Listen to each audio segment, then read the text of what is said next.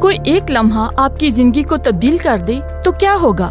اگر بائبل مقدس کا کوئی ایک حوالہ ایسی امید فراہم کرے جس سے آپ ماضی کی تمام تلخ باتیں بھول جائیں اور آنے والے وقت کے لیے پر امید ہو جائیں تو کیا ہوگا؟ بائبل مقدس کے ان طاقتور صفات کا مطالعہ کرنا آپ کو وہ اعتماد فراہم کرے گا جس کی آپ کو قدم قدم پر ضرورت ہے۔ یہ کلام ہم پر خدا کی مرضی کو ظاہر کرتا ہے جو ہمارے اندر زندگی بھرنا چاہتا ہے۔ اس کے وعدے ہماری زندگی میں تکمیل کے منتظر ہیں، اور انہی میں سے ایک وعدہ یہ ہے کہ وہ آپ کو کبھی تنہا نہیں چھوڑے گا، وہ آپ کو کبھی رد نہیں کرے گا۔ خدا اپنے وعدے کے مطابق آپ کو چنتا اور بلاتا ہے۔ آپ کی زندگی کس قدر تبدیل ہو جائے گی جب آپ کو یہ پتہ چل جائے گا کہ اپنی زندگی کی ہر ایک آزمائش پر آپ فتح مند ہو سکتے ہیں کیونکہ خدا آپ کے ساتھ ساتھ ہے۔ کیا اس بات پر یقین کرنا مشکل ہے کہ تقریباً 2000 سال پہلے لکھے گئے یہ سادہ سے الفاظ کی ترتیب اتنی زبردست ہو سکتی ہے؟ یہ کون سا باب ہے؟ رومیو باب نمبر 8، جو بائبل مقدس میں ایک عظیم ترین باب ہے۔ میرا نام ڈیوڈ جرمایا ہے۔ ہم جس سلسلے میں سے ہو کر گزر رہے ہیں اس میں ہم رومیو کی نام خط اور اس کے باب نمبر 8 کو گہرائی سے جانچ اور پرکھ رہے ہیں، جو کہ زندگی بدل دینے والا باب ہے۔ اگر رومیو باب نمبر 8 بائبل مقدس میں ایک عظیم ترین باب ہے تو اس کی آیت نمبر 28 بائبل میں سب سے عظیم ترین آیت ہو سکتی ہے۔ یہ ایک وعدہ ہے، اور اسی لیے آج کے پیغام کا عنوان ہے بائبل مقدس میں سب سے بڑا وعدہ۔ سوال یہ پیدا ہوتا ہے کہ یہ ایک آیت آپ کی زندگی کو کیسے بدل سکتی ہے؟ تو اس کی سادہ سی وضاحت یہ ہے، جب آپ اپنی زندگی میں ہر بات کے لیے خدا پر بھروسہ کرتے ہیں تو اس کے وعدے آپ کی زندگی میں مکمل طور پر سچ ہوتے ہیں۔ لہٰذا اس کے متعلق مزید جاننے کے لیے زندگی کے سفر کے اس پروگرام کو آخر تک دیکھتے رہیں۔ زندگی کے سفر کے اس پروگرام کو دیکھنے کا بہت بہت شکریہ۔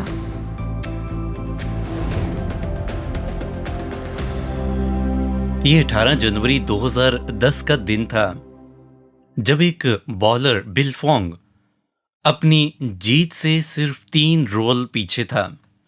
وہ ایک نیا ریکارڈ بنانے کے انتہائی قریب تھا، اور اس دن وہ 33 مرتبہ لگاتار رولنگ کر کے تمام پنز کو گرا چکا تھا۔ اب اس نے اگر اگلی دونوں مرتبہ ان پنز کو مکمل طور پر گرا کر جیت لیا تو یہ دنیا میں ایک نیا ریکارڈ قائم ہو جانا تھا۔ لیکن جیسے ہی اس نے اپنی 34ویں مرتبہ گیند کو اٹھایا تو اسے پسینہ آنا شروع ہو گیا، لیکن اس کے باوجود بھی اس نے گیند کو اپنے سینے سے لگا کر زور سے پنز کی جانب رول کر دیا، اور لوگ جو کہ آس پاس بیٹھے تھے انہوں نے تالیاں بجانا شروع کر دیں، لیکن ان میں سے ایک پن لڑکھڑا کر گرنے کی بجائے واپس اپنی جگہ پر آ ٹکی، اور یہ نہایت مایوس ہو گیا۔ یہ 10 نمبر پن تھی جو گرنے کی بجائے وہیں اپنی جگہ پر واپس آ گئی تھی۔ صرف اس ایک پن کی وجہ سے وہ عالمی ریکارڈ نہ بنا سکا۔ ٹوٹے دل کے ساتھ وہ گھر کو چلا گیا۔ 34ویں فریم پر جو اس کی طبیعت خراب ہوئی تھی وہ ٹھیک نہیں ہوئی تھی۔ اب بھی اسے پسینے آ رہے تھے اور اس کی طبیعت خراب ہو رہی تھی۔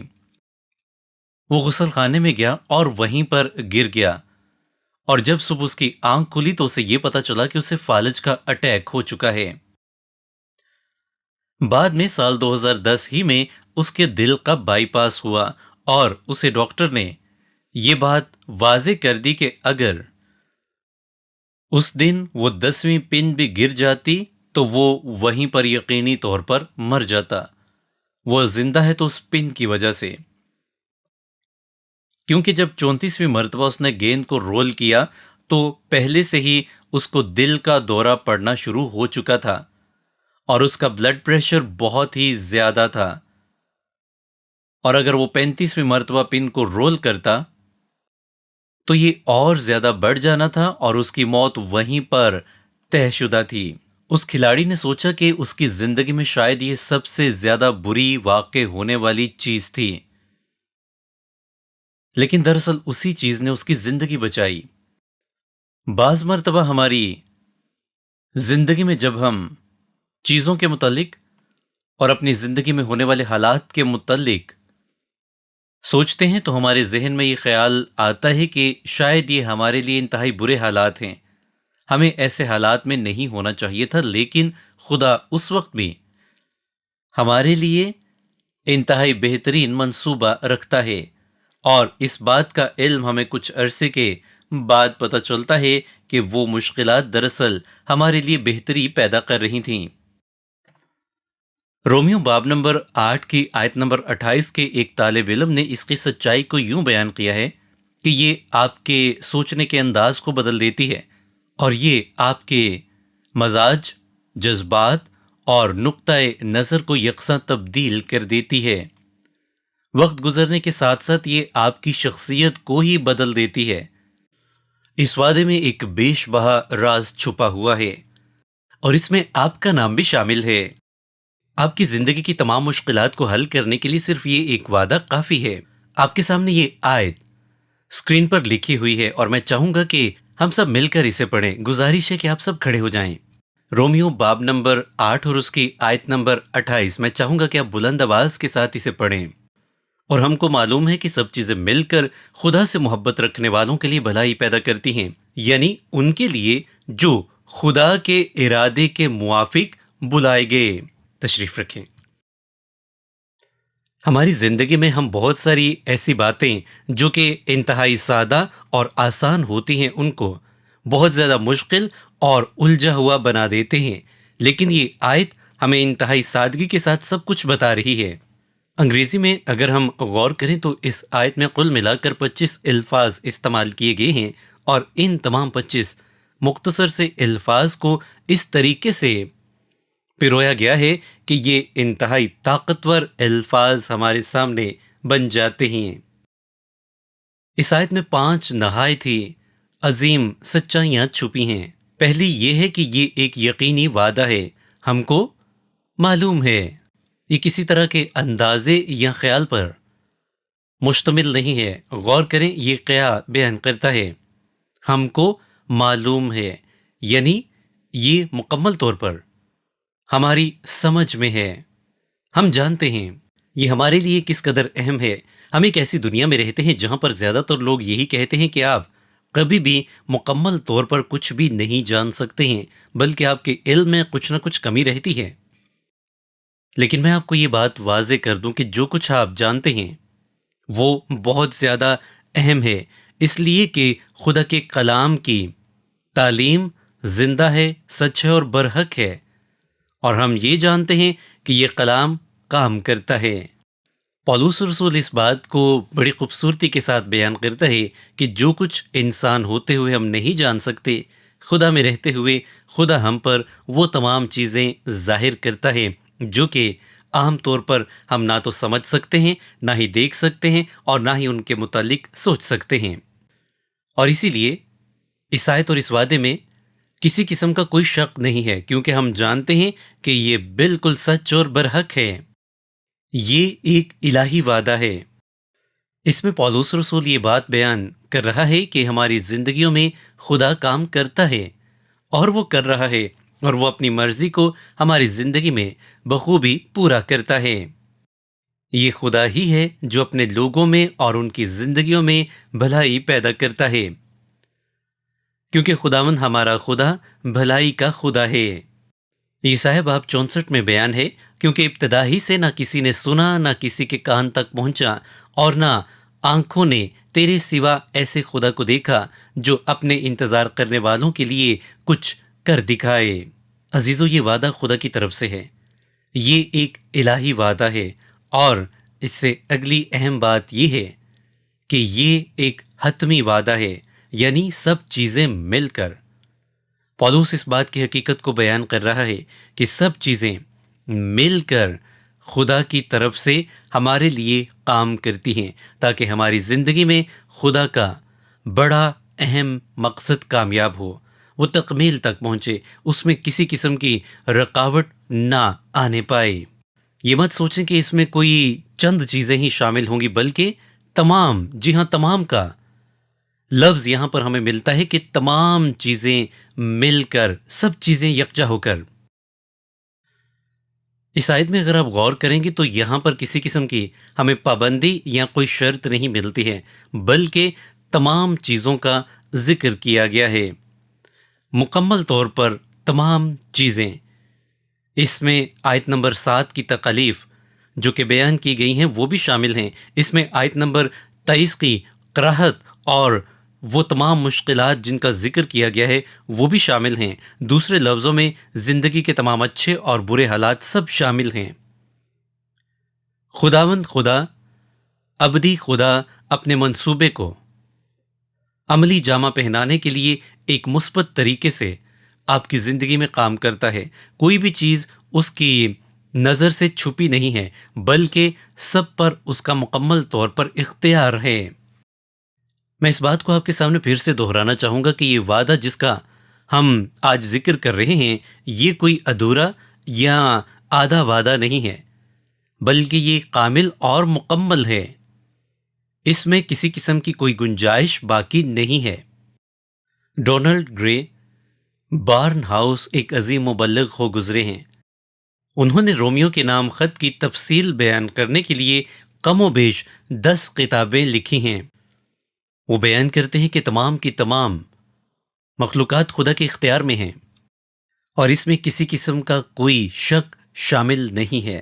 خدا اپنے لوگوں کی بھلائی کے لیے مخلوقات کو، انسانوں کو، فرشتوں کو اور یہاں تک کہ شیاطین کو بھی استعمال کرتا ہے۔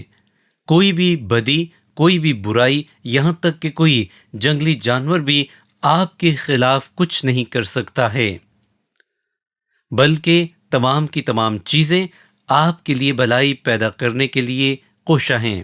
کوئی بھی قدرتی آفت یا کوئی بھی مخلوق ہمارے خلاف اس وقت تک کچھ نہیں کر سکتی جب تک اس میں خدا کی مرضی شامل نہ ہو۔ اس مصنف کے یہاں پر ان الفاظ کو لکھنے کا جو مطلب ہے وہ یہ ہے کہ جب آپ اپنی زندگی کا جائزہ لیتے ہیں اور آپ کو بے شمار چیزیں الجھی ہوئی اور نہایت کٹھن اور مشکل معلوم ہو رہی ہوتی ہیں، لیکن دراصل وہ تمام کی تمام چیزیں، وہ تمام کے تمام کردار جو کہ آپ کی زندگی میں اس وقت آپ کے سامنے موجود ہوتے ہیں، وہ سب خدا کی طرف سے آپ کے لیے ہوتے ہیں۔ تمام آفات جو کہ آپ کی زندگی میں آتی ہیں، جن کی وجہ سے آپ کو شاید ظاہری طور پر یہ لگے کہ آپ کو نقصان ہوا ہے، ان میں سے کوئی بھی آفت خدا کی مرضی کے بغیر آپ پر نہیں آ سکتی ہے۔ یاد رکھیں، بارش ہو، طوفان ہو، آندھی ہو، زلزلہ ہو، کچھ بھی ہو، خدا کی جب تک مرضی شامل نہ ہو وہ آپ کو ذرا بھر بھی نقصان پہنچا نہیں سکتے۔ یہ سب خدا کی مرضی کے تابع ہیں۔ یہاں پر پولس رسول کے یہ الفاظ لکھنے کا مطلب یہ نہیں ہے کہ خدا اپنے بچوں کو اور اپنے لوگوں کو مشکلات میں سے گزارتا ہے، بلکہ یہ کہ تمام چیزیں مل کر خدا سے محبت رکھنے والوں کے لیے بھلائی پیدا کرتی ہیں۔ پولس رسول بیان کرتا ہے کہ آپ کی زندگی میں بھلے جتنی ہی مشکلات کیوں نہ ہوں، جتنی بھی بیماریاں کیوں نہ ہوں، جتنی بھی اذیتیں کیوں نہ ہوں، جتنے بھی حالات مخالف کیوں نہ ہوں، آپ کی زندگی میں جتنے بھی طوفان کیوں نہ ہوں، جب ہم اس آیت پر یقین کر لیتے ہیں تو سب کچھ بدل جاتا ہے۔ پھر ہم یہ سمجھنا شروع کر دیتے ہیں اور ہمیں یہ پتہ چل جاتا ہے کہ دراصل ان سب میں خدا کی مرضی شامل ہے اور یہ ہماری بھلائی کے لیے ہیں۔ یہ ایک الہی وعدہ ہے اور یہ بھی ایک حقیقت ہے کہ خدا کام کرتا ہے، اور پھر یہ ایک متحرک وعدہ ہے، اور اس میں ہم اس بات کو جانتے ہیں جو پالوس بیان کرتا ہے کہ تمام چیزیں مل کر بھلائی پیدا کرتی ہیں۔ جی ہاں، سب کی سب چیزیں بھلائی پیدا کرتی ہیں۔ بعض مرتبہ ہماری زندگی مختلف ٹکڑوں میں بکھری ہوئی ہوتی ہے اور ہمیں سمجھ نہیں آ رہی ہوتی ہے کہ ان مختلف ٹکڑوں کو ہم کس طریقے سے یکجا کریں، انہیں کیسے اکٹھا کر پائیں، اور خدا یہاں پر اس بات کو ہم پر ظاہر کرتا ہے۔ بعض مرتبہ ہماری زندگی میں جب بہت زیادہ مشکلات آتی ہیں تو ہم ان کو برداشت نہیں کر پاتے ہیں۔ پولس رسول یہاں پر بیان کر رہا ہے کہ سب چیزیں مل کر خدا سے محبت رکھنے والوں کے لیے بھلائی پیدا کرتی ہیں۔ اب یہاں پر اس نے جو لفظ استعمال کیا ہے وہ ایک یونانی لفظ ہے جو کہ سنر گیاؤ ہے۔ جی ہاں، سنر گیاؤ، اور اس سے انگریزی میں جو لفظ اخذ کیا گیا ہے وہ سینرجزم ہے۔ سنر گیاؤ، سینرجزم۔ ممکن ہے آپ نے اسکول میں اس کی جو تعریف پڑھی ہوگی وہ آپ شاید بھول چکے ہوں، میں اسے یاد کروا دیتا ہوں۔ دراصل یہ ایک ایسے عمل کو کہا جاتا ہے جس میں کئی چیزیں مل کر ایک نئی چیز کو تخلیق دیتی ہیں، اور زیادہ تر معاملات میں یہ نئی بننے والی چیز ان چیزوں سے قدرے بہتر ہوتی ہے۔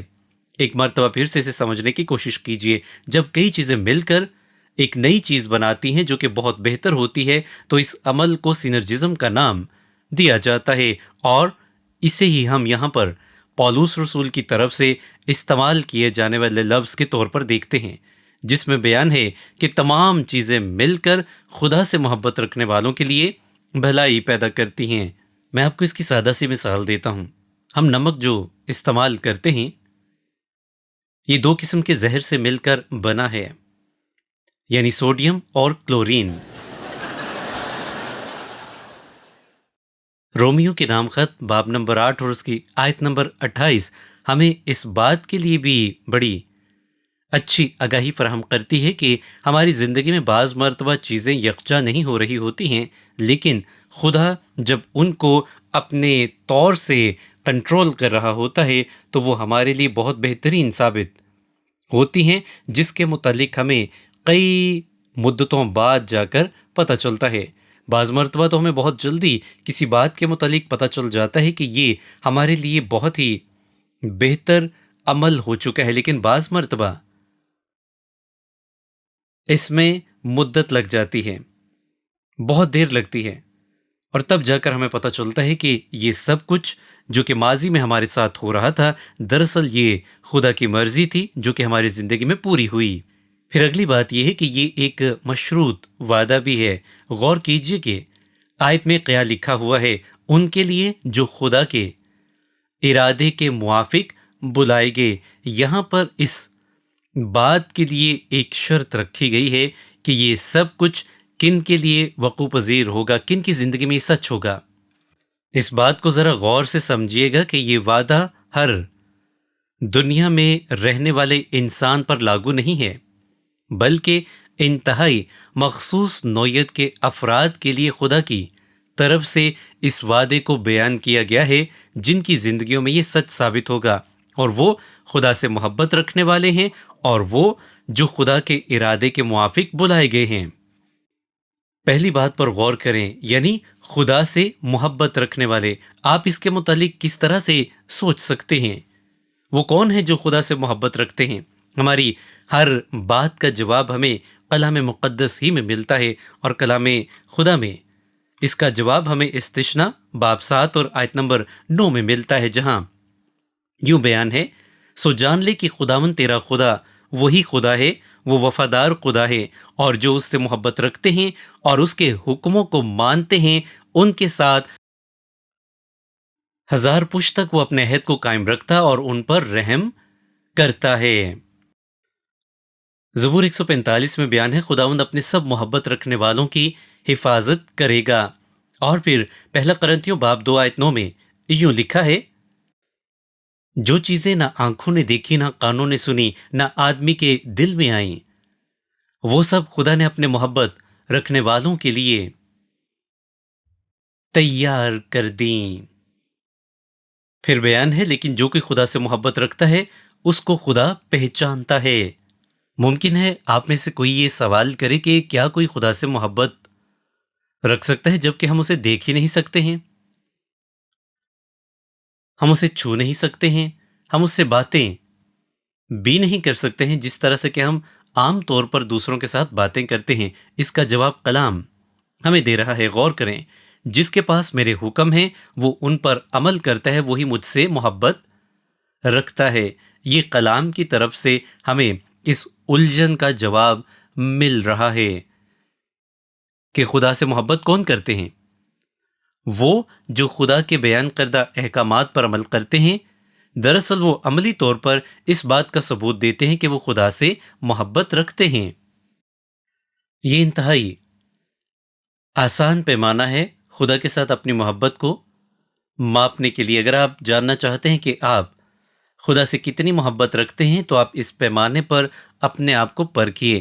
اگر تو آپ خدا کے احکامات کے مطابق واقعی ہی میں زندگی گزار رہے ہیں تو آپ کا پیمانہ بہت اچھا ہے، آپ خدا سے پیار کرتے ہیں۔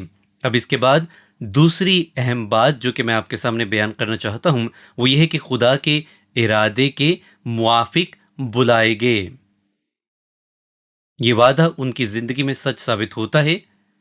پہلی بات، جو خدا سے پیار کرتے ہیں، اور دوسری بات یہ ہے کہ جو خدا کے ارادے کے موافق بلائے گئے ہیں۔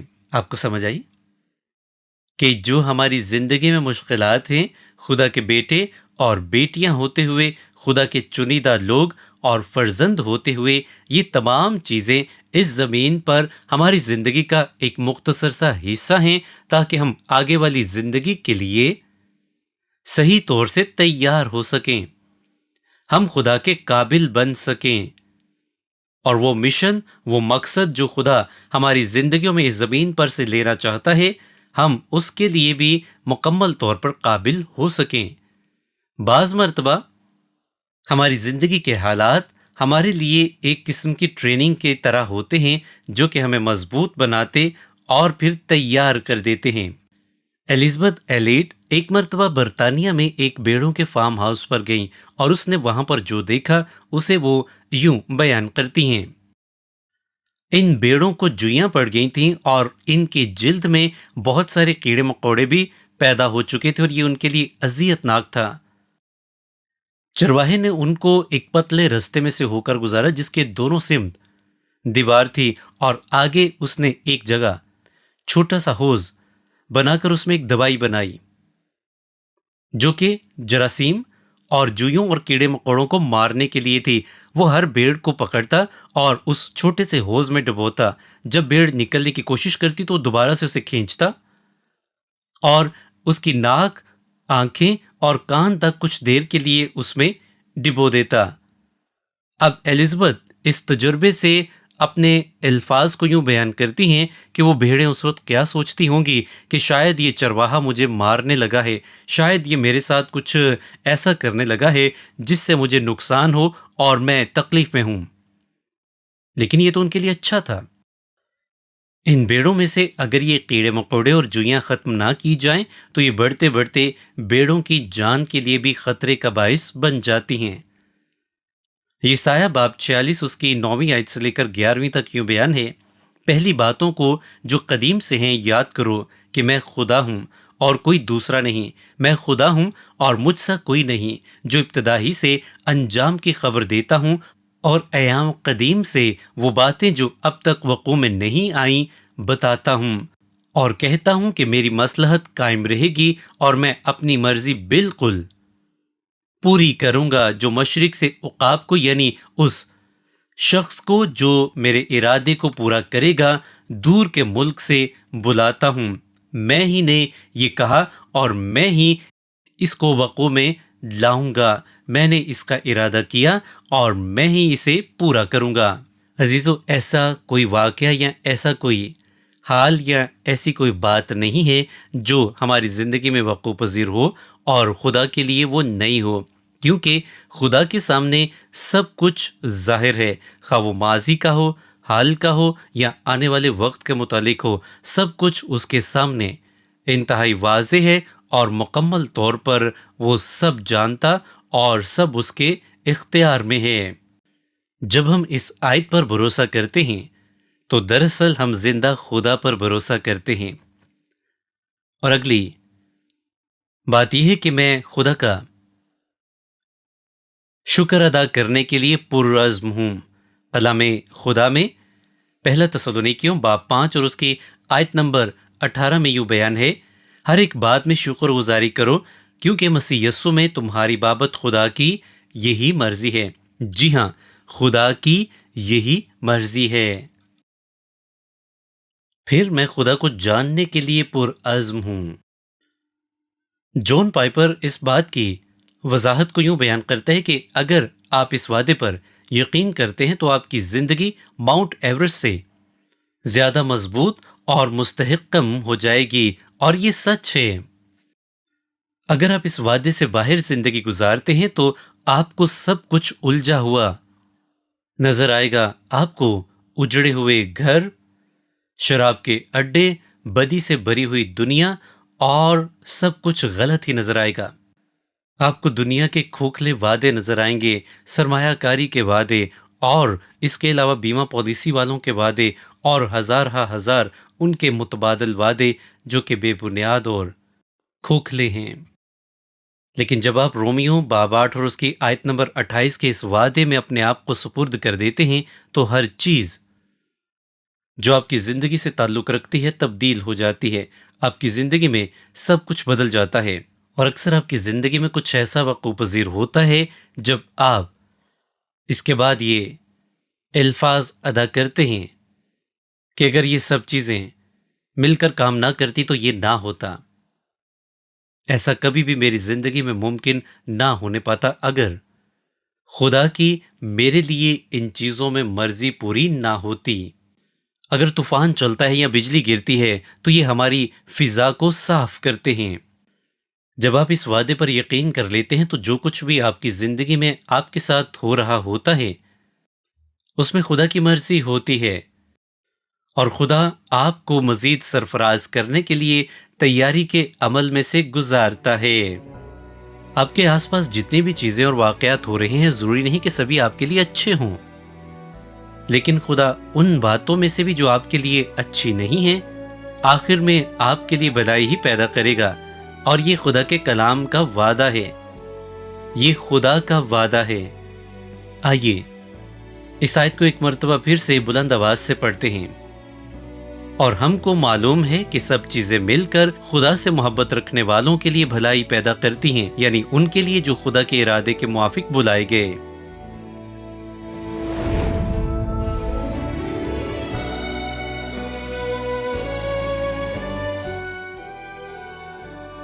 زندگی کے سفر کے اس پروگرام میں شریک ہونے کا شکریہ. جتنا زیادہ ہم خدا کے کلام کا مطالعہ کرتے ہیں ہم اتنا ہی زیادہ یہ جانتے ہیں کہ قادر خدا ہم سے تعلق رکھنا چاہتا ہے. اگر آپ اس سے ایک مضبوط رشتہ قائم کرنا چاہتے ہیں تو سب سے پہلا کام اپنے گناہوں پر پشیمان ہونا ہے اور خداوند یسوع مسیح کو اپنے شخصی نجات دہندہ کے طور پر قبول کرنا ہے. اور اگر آپ ایسا کر چکے ہیں تو میں چاہوں گا کہ آپ اس کی گواہی دوسرے مسیحیوں کے سامنے بھی پیش کریں، یا پھر مقامی چرچ اور کلیسیا کے سامنے اس کی گواہی دیں اور زندگی کے سفر میں آگے بڑھتے رہیں. خداوند آپ کو برکت دے. میں اگلے پروگرام میں آپ کو ضرور دیکھنا چاہوں گا.